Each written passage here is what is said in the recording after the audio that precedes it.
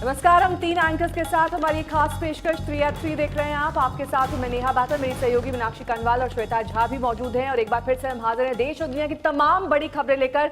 इस बुलेटिन में हम आपको दिखाएंगे और बताएंगे कैसे चीन की जालसाजी और चालबाजी नेपाल को बरगलाने और एलएसी पर हंगामे के साथ जारी है, लेकिन भारत के पास है ड्रैगन के हर जाल का जवाब। श्वेता, बिल्कुल सही कहा नेहा आपने। आपको बता दें कि चीन की चालबाजी के साथ ही हमारी नजर होगी नेपाल के नए नाटक पर भी, क्योंकि चीन के चक्कर में, चीन की वजह से नेपाल पहले अपना नक्शा उसने बदल डाला और अब भगवान राम के मंदिर को लेकर झूठे और उल्टे दावे कर रहा है। नेपाली प्रधानमंत्री ने फिर से दावा किया है कि राम का जन्म नेपाल में हुआ था, लेकिन उनके दावों की पोल खोलती एक रिपोर्ट सामने आई है, वो हम आपको दिखाएंगे। मीनाक्षी, बिल्कुल। और शुरुआत हम लेकिन बुलेटिन की करते हैं उस खबर के साथ जिस पर सारे देश की नजर है।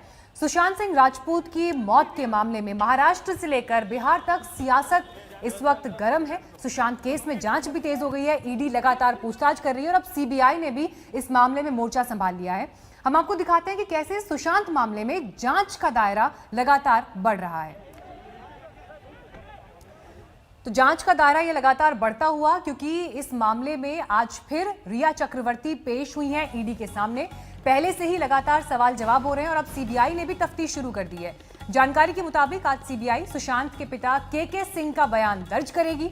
वो अभी फरीदाबाद में रुके हैं। सीबीआई की टीम वहां पर पूछताछ कर सकती है। तो दूसरी तरफ ईडी की लगातार पूछताछ चल रही है और सुबह करीब 11 बजे से रिया चक्रवर्ती, उनके भाई शौविक, पिता इंद्रजीत चक्रवर्ती से सवाल जवाब का सिलसिला चल रहा है। मुंबई के ईडी दफ्तर में सभी पहुंचे हैं। इनमें सबसे अहम, कहां गए सुशांत के 15 करोड़? सुशांत के अकाउंट के खर्च का सच क्या है? छोटी सी कमाई में महंगी प्रॉपर्टी कैसे खरीदी? और ऐसे ढेर सारे सवाल जो रिया से जानना चाहती है ईडी, लेकिन मानो वो बोलने को तैयार नहीं, सच बताने को राजी नहीं। सुशांत की गर्लफ्रेंड रिया ही असली राजदार है, क्योंकि सुसाइड के एक हफ्ता पहले तक रिया सुशांत के साथ रही, उसके फ्लैट में मौजूद थी। सुशांत ने जो भी किया वो उसमें हिस्सेदार रही। सुशांत की कंपनी में रिया खुद और उसका भाई शौविक डायरेक्टर भी थे, लेकिन अब भाई बहन हर बातों से अनजान हो रहे हैं। कितनी कमाई हुई, कितना खर्च हुआ, कितने कितने पैसे लिए, इन सवालों का जवाब ना तो रिया बता रही है ना उसका भाई शौविक। लिहाजा ईडी के सवालों की लिस्ट काफी लंबी हो चुकी है। पहली दफा शुक्रवार को रिया से 8 घंटे तक पूछताछ हुई। शौविक से भी रविवार को सुबह तक करीब 18 घंटे सवाल जवाब हुए, लेकिन ईडी दोनों के जवाबों से संतुष्ट नहीं। ऐसे में कुछ नए सवालों के साथ दोबारा पूछताछ चल रही है। ईडी जानना चाहती है सुशांत के पिछले 1 साल के निवेश के बारे में आप क्या जानती हैं? क्या उस इन्वेस्टमेंट में आप या आपके परिवार का कोई नॉमिनी है? आपके 2 बैंक अकाउंट में अचानक बड़ी रकम कहां से आई? प्रूफ दीजिए। खार वाली प्रॉपर्टी के लिए आपके पास पैसे कहां से आए? प्रूफ दीजिए। 2 साल में आपने क्या क्या निवेश किए हैं? आपने जो भी इन्वेस्टमेंट किए हैं उसके लिए पैसे कहां से आए? क्या आपके इन्वेस्टमेंट के लिए सुशांत ने पैसे दिए? सुशांत की जिन 2 कंपनियों में आप या शौविक डायरेक्टर हैं, उन्हें शुरू करने का मकसद क्या था? दोनों कंपनियों की बोर्ड की आखिरी मीटिंग सुशांत के साथ कब हुई थी? दोनों कंपनियों ने अब तक क्या क्या बिजनेस किया? एनफोर्समेंट डायरेक्टरेट आज रिया चक्रवर्ती, उनके भाई शौविक और पिता इंद्रजीत चक्रवर्ती से पूछताछ कर रही है। आपको बता दें कि ईडी के सूत्रों के मुताबिक रिया को फिर से बुलाया गया है, सारे बिल्स डॉक्यूमेंट्स के साथ बुलाया गया है, ताकि जो पीरियड ऑफ इन्वेस्टिगेशन है उस दौरान जो भी खर्च हुआ वो खर्च कैसे हुआ, किन चीज़ों पर हुआ, ये पता लगाया जा सके। रिया की मुश्किल यहीं खत्म नहीं होती। ईडी ने शौविक, सुशांत के सीए संदीप श्रीधर, रिया के सीए रितेश शाह और अन्य जितने भी लोगों से पूछताछ की है, उनके बयानों पर भी रिया से सफाई मांगने वाली है। यानी रिया अब बहानेबाजी कर बच नहीं सकती। सुशांत ने 3 कंपनियां बनाई थी, उनमें से 2 कंपनियों में रिया और उसका भाई शौविक डायरेक्टर थे। एक कंपनी है वी विदरेज रियलिटी एक्स प्राइवेट लिमिटेड, दूसरी कंपनी है front India for world foundation. लेकिन ईडी के सवालों पर रिया और शौविक नादान बन जाते हैं। शौविक ने 18 घंटे की पूछताछ में कह दिया था कि कंपनी के बारे में जानकारी रिया के पास हो सकती है, लेकिन रिया तो अलग ही राग अलाप रही है। वो खुद भी अनजान बन रही है, लेकिन ईडी के सूत्र बताते हैं कि रिया के आय से जुड़े कागजात और बैंक अकाउंट के डिटेल्स कई शक पैदा करते हैं। जहां एक तरफ ईडी के कई सवालों का जवाब देने में रिया चक्रवर्ती असफल रही, तो वहीं ईडी ने न सिर्फ रिया चक्रवर्ती का सामना दस्तावेजों से कराया, बल्कि उनके भाई शौविक, चार्टर्ड अकाउंटेंट्स श्रुति मोदी और सैमुअल मिरांडा के बयानों से भी कराया। लेकिन क्या ईडी सुशांत की मौत की गुत्थी सुलझा पाएगी? इस पर सबकी निगाहें हैं। कैमरामैन संजय और मुंबई से दिवेश सिंह के साथ मुनीश पांडे, दिल्ली, आज तक। रिया के साथ साथ उनके पिता इंद्रजीत चक्रवर्ती, भाई शौविक चक्रवर्ती, सुशांत की पूर्व मैनेजर श्रुति मोदी और सुशांत के सुसाइड के समय फ्लैट में मौजूद रहे सिद्धार्थ पिठानी से भी इस वक्त मुंबई के ईडी दफ्तर में पूछताछ की जा रही है। बिल्कुल। और आपको हम बता दें कि सुशांत सुसाइड केस में एजेंसियों की तफ्तीश के बीच सियासी घमासान भी छिड़ गया है। आपको बता दें कि इस मामले को लेकर शिवसेना नेता संजय राउत ने तो सुशांत के परिवार पर ही आरोप लगा दिया है। संजय राउत के बयानों को लेकर कांग्रेस नेता संजय निरुपम ने उन पर निशाना साधा है। निरुपम ने कहा है कि शिवसेना को संवेदनशीलता दिखानी चाहिए, न कि टुच्चापन करना चाहिए। सुशांत सुसाइड मामले में इंसाफ की लड़ाई सियासी अखाड़े में पहुंच गई है। इस शानदार अभिनेता की मौत कैसे हुई, किन हालात में हुई, आखिर इस मौत के पीछे कौन है? इन सवालों के जवाब अभी तलाशे ही जा रहे हैं कि शिवसेना नेता संजय राउत जांच की आड़ में सियासी रोटियां सेकने लगे। सवाल उठाते उठाते सारी मर्यादाएं भूल गए। संजय राउत ने सुशांत और उनके पिता के बीच के रिश्ते को मुद्दा बना दिया। उनके फैमिली में क्या चल रहा था वो भी एक जांच का, वो बिहार में खास। कितने बार सुशांत अपने पिता को मिलने गया था पटना में। आप देखिए उतना आप प्यार, जो आपको शौक, हाँ सदमा, ये सब शब्द मैंने देखे हैं उनके। मुझे संवेदना है पिता के बारे में, लेकिन बहुत सी बातें ऐसी है जो सच आप सामने आएगा। इसी डर से कोई इस प्रकार से जांच को गुमराह करने की कोशिश क्या कोई कर रहा है? अगर है तो मुंबई पुलिस ये षड्यंत्र को पर्दाफाश कर दें। शिवसेना नेता संजय राउत ने इस मामले में नया रुख दे दिया है। सुशांत की मौत के गुत्थी सुलझाने की बात करने की जगह शिवसेना नेता उनके चरित्र की हत्या करने लगे। मर्यादा को तार-तार करते हुए सुशांत के पिता के बारे में अनाप शनाप बोलने लगे, जिसका जवाब सुशांत के चाचा ने दिया। ऐसा आरोप लग रहा है कि के सिंह की 2 शादी है। हाँ, हमारे बड़े भाई की 2 शादी है, सबसे बड़े भाई की। और किशोर सिंह, जिनको के सिंह कहते हैं, उनकी एक ही शादी है। ये सब लांछना लगाया जा रहा है ताकि जांच को प्रभावित किया जाए। संजय राउत के बयान से सुशांत के चचेरे भाई नीरज सिंह बबलू भी खफा हैं। वो राउत को कोर्ट में घसीटकर मानहानि का केस करेंगे।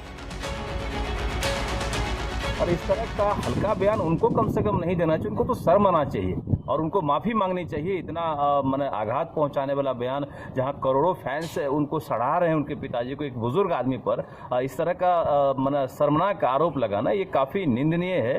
और जरूरत पड़े तो मैं मानहानि का मुकदमा करूंगा संजय राउत जी पर। शिवसेना के मुखपत्र सामना के जरिए संजय राउत ने सुशांत की निजी जिंदगी में ताक झांक की। जो मन में आया वो लिख दिया और इससे भी जी नहीं भरा तो बयानबाजी भी की। साथ ही सियासत का सिक्का उछालकर उद्धव सरकार को गिराने का संगीन आरोप लगा दिया। जिस प्रकार की राजनीति बिहार की सरकार और दिल्ली में हो रही है, मुझे लगता है ये सबसे बड़ा कोई षड्यंत्र रचा जा रहा है महाराष्ट्र के खिलाफ, सरकार के खिलाफ। मैं मानता हूँ कि मुंबई की पुलिस एक सक्षम पुलिस दल है। बहुत से बड़े बड़े ऐसे अपराधों का जांच मुंबई पुलिस ने की है सर्वोच्च न्यायालय के निर्देश से। बिहार सरकार में जो मुकदमा दर्ज हुआ उनके पिता के अनुरोध पर, वह भारतीय दंड संहिता की धारा 156(2) के अनुकूल हुआ है। ये ज्ञान की भूमि है बिहार। कानून मत पढ़ाइए बिहार को। अरे बिहार में तो ज्ञान की धरती रही है। सुशांत सिंह सुसाइड मामले में जांच एजेंसियां अपने अपने हिसाब से पूछताछ कर रही हैं, लेकिन सियासी बयानबाजी ने सारी हदें लांघ दी हैं। ऐसे में डर इस बात का है कहीं ये मामला सियासत की भेंट न चढ़ जाए और इंसाफ के लिए लंबा इंतजार न करना पड़ जाए। सहरसा से धीरज सिंह, पटना से रोहित कुमार सिंह के साथ सुजीत झा, पटना, आज तक।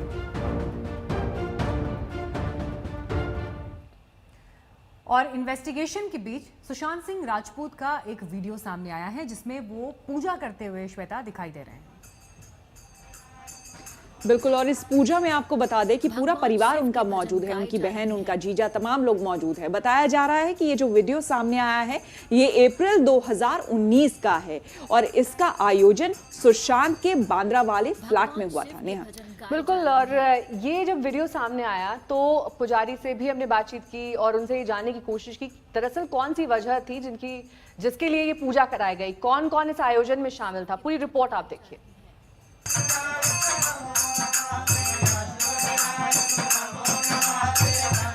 भगवान शिव के भजन गाए जा रहे हैं।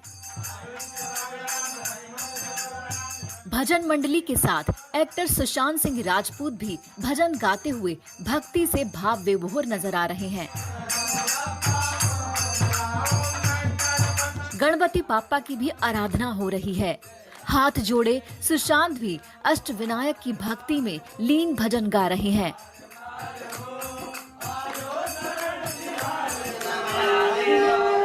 पूरा माहौल वैसे ही है जैसे आम घरों में पूजा के दौरान होता है। सफेद धोती में सुशांत पूजा पर बैठे हैं। उनके साथ उनकी बहन प्रियंका और जीजा जी हैं। अप्रैल 2019 का ये वीडियो बता रहा है कि तब तक सुशांत की जिंदगी में रिश्तों का भूचाल नहीं आया था। आज तक ने पूजा कराने वाले पंडित से बात की। हमने ये भी जानना चाहा कि क्या उस पूजा में रिया चक्रवर्ती मौजूद थी। कितने लोग पूजा करने गए थे और कितने लोग शामिल हुए थे? टोटल इसमें 13 पंडित जी थे, है ना? सुशांत की बहन और सुशांत के जीजा जी, सुशांत जी के। आपको नाम ध्यान होगा कौन सी बहन थी? उनका नाम नहीं होगा, नाम मुझे पता नहीं है ना कौन सी बहन है। अच्छा, आप वीडियो जो डाला है उसमें आप देख के पहचान सकते हैं। अच्छा, आप कब गए थे पूजा करवाने, कौन से साल में गए थे? ये 2019 में अप्रैल का टाइम पे। अच्छा, वहाँ पे तब रिया या कोई और लड़की भी थी? रिया कौन क्या हमको जानते नहीं है। ये वीडियो बांद्रा वाले उसी घर का है जहां सुशांत की मौत हुई। पूजा कराने के लिए नासिक के त्र्यंबकेश्वर से 13 पंडित आए थे जिन्होंने रुद्राभिषेक कराया था। वीडियो में रिया कहीं नजर नहीं आ रही है। सुशांत की बहन प्रियंका और उनके बहनोई के अलावा कुछ करीबी इस वीडियो में नजर आ रहे हैं। पंडित की माने तो पूजा वाले दिन सुशांत बहुत खुश दिख रहे थे। उन्होंने पूरे मनोयोग से पूजा की। पंडितों की आवभगत की, तनाव या परेशानी कहीं से भी नहीं दिख रही थी। तो कैसी रही पूजा और जब सुशांत से आपकी मुलाकात हुई तो क्या बातें हुई? बातें कुछ नहीं हुई। उन्होंने पूजा के बीच में किसी प्रकार की हम लोग कोई बातें नहीं करते। सो आप जब सुशांत से मिले तो आपको कैसा महसूस हुआ, मतलब कैसा इंसान लगा आपको? बहुत ही खुश मिजाज इंसान। बहुत बोलते ना कि विश्वास नहीं होता कि वो इंसान ऐसा कर सकता है ना। तो ऐसा आपको क्यों लगता है कि आपको विश्वास क्यों नहीं होता, मतलब क्या? उसका कहने का तात्पर्य केवल इतना है कि जब हमने उन्हें फर्स्ट टाइम देखा, है ना, क्योंकि जब हम लोग पूजा करने गए थे उनके यहाँ, है ना, तब हमें पता नहीं था कि वो सुशांत जी के यहाँ जा रहे हैं, है ना। इतना पता था कि वो सुशांत जी के, है ना। अच्छा, वहाँ जाने के बाद पता चला। दूसरी बात, मतलब पूजा में बढ़िया मन प्रसन्न हो गए, है ना, बढ़िया मन प्रसन्न होकर हंसते खेलते वो पूजा कर रहे थे, है ना, जिसके कारण हमको ऐसा लगा। कैसी विडंबना है। साल भर पहले तक सब कुछ ठीक था, लेकिन अचानक एक उभरते सितारे की जिंदगी में तूफान आया और वो सितारा रहस्यमय तरीके से गुम हो गया। अपने पीछे छोड़ गया कई रहस्यमय सवाल। श्रुति बड़जात्या, मुंबई, आज तक।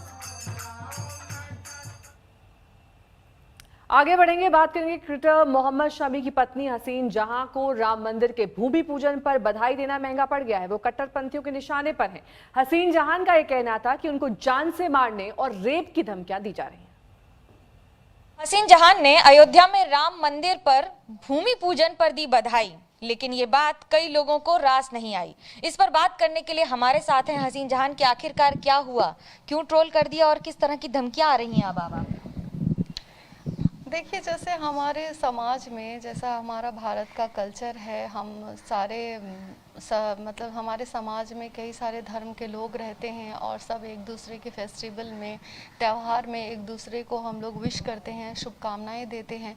उसी तरीके से एक राम मंदिर का स्थापना होना, इतने सालों से एक केस चलने के बाद एक राम मंदिर का स्थापना होना हिंदू समाज के लिए ये बहुत मतलब एक क्या कहते हैं, एक आस्था की बात थी, एक बहुत आनंद की बात थी। तो उसी मेरे फ्रेंड सर्कल में सब लोग इस चीज़ को बहुत एंजॉय कर रहे थे, तो मैंने भी सोचा कि हम इसी समाज में रहते हैं तो इसी समाज के लोगों को शुभकामनाएं तो दे जा ही सकती है। तो मैंने भी एक पोस्टर बनाया जिसमें मैंने राम मंदिर की शुभकामनाएं दी और मैंने ये भी दुआ की है साथ में कि हम सब समाज के सारे लोगों को इकट्ठा होकर दुनिया का विश्व शक्ति बनने की कोशिश करनी चाहिए। इसी बात पे जो कुछ कट्टरपंथी लोग, मीन माइंडेड लोग, असामाजिक लोग हैं जो हमारे भारत देश में अशांति फैलाना चाहते हैं, जो शांत भारत को बर्दाश्त नहीं कर सकते, उन लोगों ने मुझे गंदे तरीके से कमेंट किया मेरे पोस्टर पर और मुझे बहुत अभद्र लैंग्वेज का यूज़ किया। इन लोगों ने मुझे यहाँ तक कि रेप करने की धमकी, जान से मारने तक की धमकी मुझे दी। ये बातें मुझे बिल्कुल नागवारा लगा क्योंकि मैं एक फ्रीडम कंट्री में रहती हूँ, मेरी भी कुछ इच्छाएं हैं, मेरी भी आनंद है, मेरी भी ज़िंदगी है, मैं अपनी ज़िंदगी को अपने तरीके से जीना चाहती हूँ, इसलिए मैंने विश किया। चीन की जिसकी नई साजिश का खुलासा हुआ है, वो साजिश जिसके जरिए ड्रैगन भारत में कुदरती तबाही मचाने की फिराक में। बिल्कुल, और चीन ब्रह्मपुत्र नदी पर एक के बाद एक बड़े बांध बना रहा है। कुछ बांध तैयार हो चुके हैं, कुछ बन रहे हैं। चीन की ये साजिश अगर कामयाब हो जाती है तो भारत में बाढ़ और सूखे जैसे हालात करने में वो कामयाब हो सकता है। श्वेता, चीन के इसी खुराफाती दिमाग की आज हम करने जा रहे हैं स्कैनिंग। जी हां, देखिए चीन की डैम वाली साजिश का खतरनाक प्लान। बाढ़ की हाहाकारी तस्वीरें इसी साल की हैं। चंद दिनों की मूसलाधार बारिश में पानी पानी हो गए थे असम और बिहार के कई शहर। से भी अब ऐसा खतरा सामने आ रहा है। तिब्बत में चीन की हरकतों से ड्रैगन की पानी वाली साजिश की गंध आने लगी है।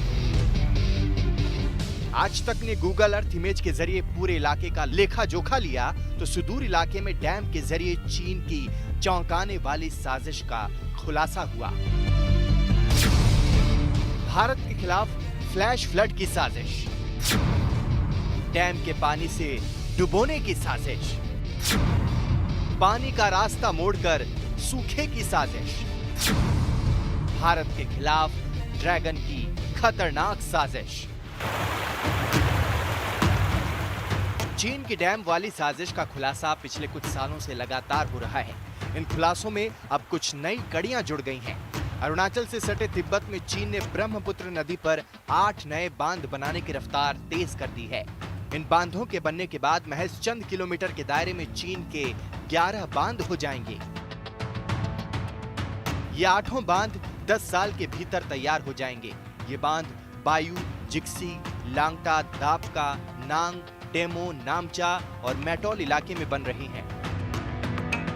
सैटेलाइट इमेज से जाहिर होता है कि चीन ब्रह्मपुत्र नदी पर जहां बांध बना रहा है वहां बहुत ज्यादा रिहायशी बस्तियां नहीं हैं। यहां की आबादी की बिजली की मांग एक हाइड्रो इलेक्ट्रिसिटी डैम से पूरी हो सकती है।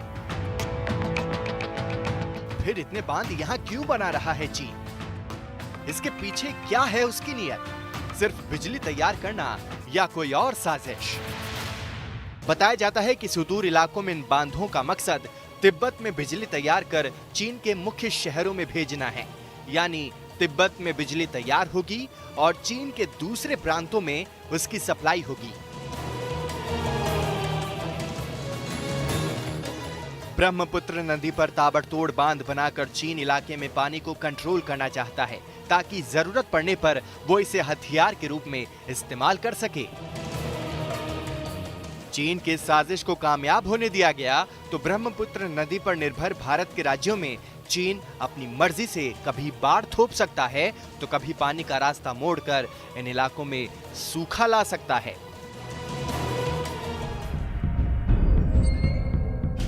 आप जानकर हैरान होंगे कि महज 10 साल के भीतर चीन ब्रह्मपुत्र नदी पर 3 बड़े बांध बना चुका है। चौंकाने और खतरे वाली बात यह है कि ये तीनों बांध सिर्फ 24 किलोमीटर के दायरे में है। ये सभी बांध चीन के लोखा प्रांत में बने हैं। हालांकि सरकारी सूत्रों का कहना है कि चीन की डैम वाली साजिश पर सरकार की बेहद करीब से नजर है। लद्दाख में चीनी फौज के साथ जारी तनाव को देखते हुए चीन की एक हरकतों पर शक की गुंजाइश बढ़ गई है। खास तौर पर ब्रह्मपुत्र नदी में बड़े पैमाने पर डैम निर्माण की अनदेखी नहीं की जा सकती है। चीन ने पिछले कुछ सालों में तिब्बत में अपने बांधों के निर्माण में बहुत तेजी दिखाई है। इसके चलते ये माना जा रहा है कि ब्रह्मपुत्र के पानी पर चीन नियंत्रण पा सकता है। यही कारण है कि सूत्रों का कहना है कि इन निर्माणों में हर गतिविधि पर भारत निगरानी बनाया हुआ है। अभिषेक भल्ला, दिल्ली, आज तक। चीन की चालाकी और चालबाजी को भारत बखूबी जानता है, इसलिए दुश्मन को देसी अंदाज में अब करारा जवाब दिया जाएगा। उसकी अकड़ भारत में बने हथियारों से ही तोड़ी जाएगी। नेहा, बिल्कुल, और प्लान बनकर तैयार है। रक्षा मंत्री राजनाथ सिंह ने ऐलान भी किया है कि आने वाले 4 सालों में दुश्मनों के लिए वो हथियार बनने जा रहा है जिसकी तोड़ उसके पास नहीं है। मीनाक्षी, और देखिए 4 सालों में मशीन गन से लेकर मिसाइल तक सब भारत में बनेंगे। रक्षा क्षेत्र में भारत आत्मनिर्भर बनने जा रहा है। अब देसी हथियारों से अपनी रक्षा करेगा हिंदुस्तान। न चीन करेगा हिमाकर, न साजिश रच पाएगा पाकिस्तान। हिंदुस्तानी हथियारों को देख दुश्मन हो जाएगा हैरान। दुनिया को सबक सिखाने का हिंदुस्तान ने किया ऐलान।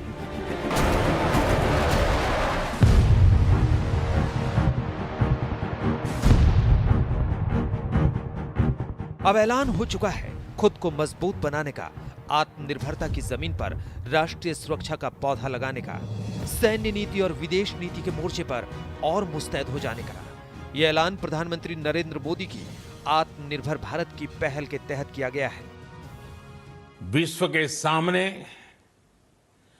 भारत का मूलभूत चिंतन आशा की किरण नजर आता है। भारत की संस्कृति, भारत के संस्कार उस आत्मनिर्भरता की बात करते हैं जिसकी आत्मा वसुधैव कुटुंबकम है। दरअसल लद्दाख में जब से चीन के साथ भारत की तनातनी बढ़ी है, तब से हिंदुस्तान ने कई मोर्चों पर मुस्तैदी दिखाई है। प्रधानमंत्री से लेकर रक्षा मंत्री तक ने लद्दाख में फॉरवर्ड पोस्ट का दौरा किया, जवानों की हौसला अफजाई की और दुश्मन को साफ साफ शब्दों में चेतावनी भी दे डाली। हम शांति चाहते हैं। हमारा चरित्र रहा है कि हमने दुनिया के किसी भी देश के स्वाभिमान पर चोट पहुंचाने की कभी कोशिश नहीं की। लेकिन यह भी मैं कह देना चाहता हूं 2 टूक शब्दों में, यदि कोई दुनिया की ताकत हमारे स्वाभिमान पर चोट पहुंचाने की कोशिश करेगी तो उसे किसी भी सूरत में हम बर्दाश्त नहीं करेंगे। उसका हम मुंहतोड़ जवाब देने के लिए भी तैयार रहेंगे। रक्षा मंत्रालय ने फिलहाल सेनाओं से जुड़े 101 अहम उपकरणों और हथियारों का आयात न करने का फैसला किया है। इनमें मशीन गन भी है तो मिसाइल भी है, टैंक भी हैं तो पनडुब्बी भी है। इस फैसले के मुताबिक भारत 101 सैन्य उपकरणों को खुद बनाएगा। इनमें रडार, हल्के जंगी हेलीकॉप्टर और रॉकेट लॉन्चर शामिल हैं। जमीन से हवा में मार करने वाली मिसाइल भी भारत में ही बनेगी, तो टैंक, राइफल और परिवहन जहाज का निर्माण भी यहीं होगा। इसे जल्द ही लागू किया जा रहा है, इसलिए 69 उपकरणों के आयात पर तो दिसंबर 2020 से ही रोक लग जाएगी। पूरी योजना पर अमल के लिए 52,000 करोड़ का फंड जारी कर दिया गया है। ये छोटे मोटे आइटम्स नहीं है, इसमें artillery guns, assault rifles, armoured fighting vehicles, ballistic helmets, bullet proof jackets, conventional submarine, light combat helicopters, light combat aircrafts, transport aircraft, you have radar equipment, you have communication equipment, you have ammunition, बहुत सारा सामान है। इससे Indian defence industry को जबरदस्त boost मिलेगा। अब Indian defence industry ने ये चैलेंज एक्सेप्ट करना चाहिए और आर्म फोर्सेस को वर्ल्ड क्लास इक्विपमेंट देने की काबिलियत रखनी चाहिए। नए ऐलान का संदेश साफ है। एक तरफ हिंदुस्तान सैन्य तैयारियों में पूरी ताकत झोंकता रहेगा और दूसरी तरफ वो अपनी कंपनियों की नींव मजबूत करेगा ताकि आयात की मजबूरियां उसे परेशान न कर सके। रक्षा मंत्रालय ने तीनों सेनाओं के लिए विदेशों से खरीदे जाने वाले जिन हथियारों की खरीद पर रोक लगाई है उसमें आर्टिलरी गन से लेकर असॉल्ट राइफल और रडार जैसे छोटे बड़े हथियार शामिल हैं। मतलब साफ है, आने वाले दिनों में तीनों सेनाओं के लिए विदेशों से खरीदे जाने वाली हथियारों की खरीद पर निर्भरता को कम करना है।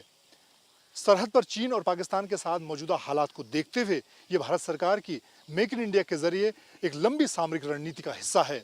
कैमरामैन अनिल जायसवाल के साथ मंजित नेगी, दिल्ली, आज तक। और वहीं नेपाल के प्रधानमंत्री केपी शर्मा ओली अपने चीन प्रेम के लिए जाने जाते हैं। पहले भी उत्तराखंड के कुछ इलाकों को अपना बताया, फिर राम को ही नेपाल का बता दिया। मीनाक्षी, बिल्कुल। और देखिए नेहा, अब जिस बात का आप जिक्र कर रही हैं, अब जब अयोध्या में भव्य मंदिर पूजन को लेकर ओली ने भारत को लेकर एक और दाव खेला है, तो ये दाव भी अपने आप में विवादों में आ गया है। 5 अगस्त को अयोध्या का बिल्कुल, ये बात अपने आप में अजीब है, लेकिन फिर भी जो खबर है वो आपको बता दें। उन्होंने दरअसल नेपाल में भी राम मंदिर बनाने का ऐलान कर दिया है। जी हाँ, ठीक उसी जगह पर जहां उनके मुताबिक और जो वो दावा कर रहे हैं कि वहां पर राम का जन्म हुआ था।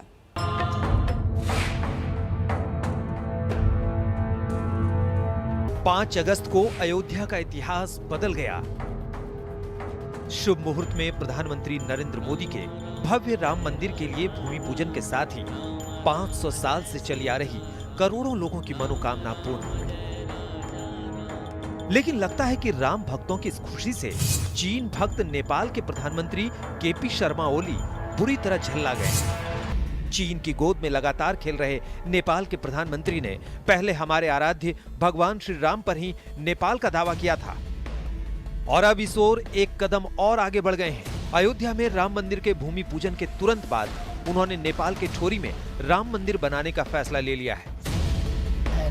नेपाल के प्रधानमंत्री ने काठमांडू में स्थानीय नेताओं को तलब किया और ठोरी के पास अयोध्यापुरी में राम मंदिर बनाने के निर्देश दिए। इसके साथ ही माडी के पास वाल्मीकि आश्रम और लवकुश के जन्म स्थान भी विकसित करने को कहा गया है। इसके लिए स्थानीय प्रतिनिधियों को प्लान तैयार करने के निर्देश दिए गए हैं। ये नेपाल की ठोरी के पास अयोध्यापुरी की तस्वीर है। ये वही इलाका है जहां नेपाल के प्रधानमंत्री ने श्री राम के जन्म का दावा किया है। इस इलाके की हालत देखिए, आबादी बेहद कम है। मंदिर के नाम पर पत्थर के अवशेष दिखाई देते हैं। स्थानीय लोग यहाँ पूजा भी करते हैं, लेकिन किसी के पास कोई ठोस ऐतिहासिक प्रमाण नहीं है। नेपाल के प्रधानमंत्री केपीएस ओली भगवान श्री राम का जन्म स्थान नेपाल में बताकर एक नया विवाद खड़ा करना चाहते हैं। सामाजिक और सांस्कृतिक रूप से भारत से संबंध विच्छेद करने की कोशिश उनकी पहले से चल रही थी, लेकिन धार्मिक आस्था के आधार पर उन्होंने ये नया प्रपंच रचा है और कहा है कि नेपाल के अयोध्यापुरी में ही भगवान राम का जन्म हुआ था। पिछले ही महीने 14 जुलाई को केपी शर्मा ओली ने नेपाल में भगवान राम का जन्म स्थान होने का दावा किया था। केपी शर्मा ओली फरमाते हैं कि असली अयोध्या भारत में नहीं बल्कि नेपाल में है। अयोध्या भनेको वीरगञ्जभन्दा अलिकति पश्चिमपट्टिको गाउँ हो। अहिले खडा गरिएको अयोध्या होइन। अयोध्या भीषण विवाद छ। हाम्रोमा विवादै गर्नु पर्दैन। वाल्मीकि आश्रम। नेपाल के प्रधानमंत्री चीन के मोह में दोनों देशों के धार्मिक, सांस्कृतिक और रोटी बेटी के संबंधों को तार-तार करने में जुटे हैं। नेपाल में पहले ही राम मंदिर के उनके दावों पर जमकर विरोध हुआ था। सोशल मीडिया में नेता अपने ही प्रधानमंत्री का मजाक उड़ा रहे थे। नेपाल के पूर्व प्रधानमंत्री बाबूराम भट्टाराई ने ओली के बयान पर व्यंग करते हुए लिखा था, आदि कवि ओली द्वारा रचित कलयुग की नई रामायण सुनिए, सीधे बैकुंठ धाम की यात्रा करिए। नेपाल के पूर्व उप प्रधानमंत्री कमल थापा ने पीएम ओली के बयान की कड़ी आलोचना की है। उन्होंने लिखा, किसी भी प्रधानमंत्री के लिए इस तरह का आधारहीन और अप्रमाणित बयान देना उचित नहीं है। ऐसा लगता है कि पीएम ओली भारत और नेपाल के रिश्ते और बिगाड़ना चाहते हैं, जबकि उन्हें तनाव कम करने के लिए काम करना चाहिए। लेकिन लगता है नेपाल के प्रधानमंत्री केपी शर्मा ओली को इन आलोचनाओं से कोई फर्क नहीं पड़ा। वो अब भी अपने कुतर्क पर टिके हुए हैं। समझना मुश्किल नहीं कि नेपाल में अपने खिलाफ हुए बगावत को दबाने में उन्हें चीन का साथ मिल रहा है और वो अब चीन को खुश करना चाहते हैं और इसके लिए कोई भी कदम उठा सकते हैं। लेकिन अब भगवान राम तक पहुंच गए हैं और धार्मिक खेल खेल रहे हैं। ये खेल उन्हें महंगा भी पड़ सकता है। पटना से सुजीत झा और दिल्ली से गीता मोहन के साथ आज तक ब्यूरो। और अब खबर आपको दिखाते हैं बाढ़ को लेकर देश के अलग अलग हिस्सों में किस तरह का संकट है। 6 से ज्यादा राज्यों में हड़कंप मचा हुआ है। श्वेता, बिल्कुल, मूसलाधार बारिश से कई राज्यों में संकट गहरा गया है और सबसे गंभीर हालत इस वक्त कहीं की है तो वो है केरल। नेहा, बिल्कुल, और केरल की तस्वीरें अपने आप में बयां करें कि वहां पर हालात कितने ज्यादा बदतर होते जा रहे हैं। बाढ़ प्रभावित राज्यों के सीएम के साथ हालात पर चर्चा भी हो रही है और एक हाई लेवल मीटिंग बुलाई गई है। प्रधानमंत्री ने कहा है कि जहां जहां पर इस वक्त सबसे ज्यादा बाढ़ का प्रभाव है वहां पर तुरंत एक्शन ले। उत्तर से दक्षिण तक बाढ़ से बेहाल हो चुका है देश। जिंदगी पर संकट मंडरा रहा है। आशियाने डूब रहे हैं, सड़कें समंदर में तब्दील हो गई हैं। ये लहरें लोगों की जान पर पड़ी। देश के कोने कोने में हाल बुरा है, लेकिन सबसे गंभीर हालात हैं केरल में। केरल की ये तस्वीरें देखिए। ड्रोन से ली गई ये तस्वीरें कोट्टायम की हैं। जिधर देखो पानी ही पानी है। दूर दूर तक मूसलाधार बारिश के बाद संकट दिख रहा है। इसी कोट्टायम के मनारकड्डू में एक कार सवार बाढ़ की लहरों में बह गया। उसे बचाने के लिए कई घंटे तक रेस्क्यू ऑपरेशन चला। 4 फीट से ज्यादा पानी में डूबकर बचाव दल ने कार सवार को बचाने की जीतोड़ कोशिश की। रेस्क्यू बोट के जरिए बचाव कर्मी कार सवार तक पहुंचे, फिर रस्सी बांधकर कार को बाहर निकालने की कोशिश हुई। कई घंटों की मेहनत के बाद कामयाबी मिल पाई। कोट्टायम का यह इलाका मूसलाधार बारिश के बाद डूब चुका है। सड़कों पर भी 2 से 3 फीट पानी है। घर, बाजार, सब जगह बाढ़ जैसे हालात हैं। यहाँ पे आप देख सकते हैं बारिश की वजह से, जो यहाँ के वाटर की फोर्स की वजह से एक रोड की बहुत एक बड़ी पार्ट यहाँ पे रोड हो गई है, टूट गया है। यहाँ पे आप देख सकते हैं। केरल के इडुक्की में जो भूस्खलन हुआ उसमें अब तक 40 से ज्यादा लोगों की मौत हो चुकी है। जमीन खिसकने के बाद मलबा और पानी इतना फैल चुका है कि अब तक शव निकाले जा रहे हैं। तो पूरा नीचे भी जा रहा हूँ, वहाँ पे एक छोटी सी रिवर है और ये सेडिमेंट्स वहाँ पे भी और ये सेडिमेंट्स अभी वहाँ पे सेटल हो सकता है। तो अभी तो ऐसा है, यहाँ पर रेस्क्यू ऑपरेशन चल रहा हो और अभी हमें इस वक्त ये फायर फोर्स है और ये एनडीआरएफ है, वो दोनों लोग अभी ये पीपल या बॉडीज को ट्रेस करने की एफर्ट्स कर रहा हूँ यहाँ पे। केरल आसमानी आफत से जूझ रहा है तो उत्तर भारत के कई इलाकों में भी हाहाकार मचा है। उत्तराखंड के राम। अभी के लिए बस इतना ही। देश और दुनिया की तमाम खबरों के लिए आप बने रहिए हमारे साथ, देखते रहिए आज तक। नमस्कार, मैं हूं अंजना ओम कश्यप। हमें उम्मीद है ये वीडियो आपको पसंद आया होगा। लेटेस्ट खबरों के लिए यूं ही देखते रहिए आज तक और इस वीडियो के पसंद आने पर लाइक, शेयर एंड सब्सक्राइब करना ना भूलें।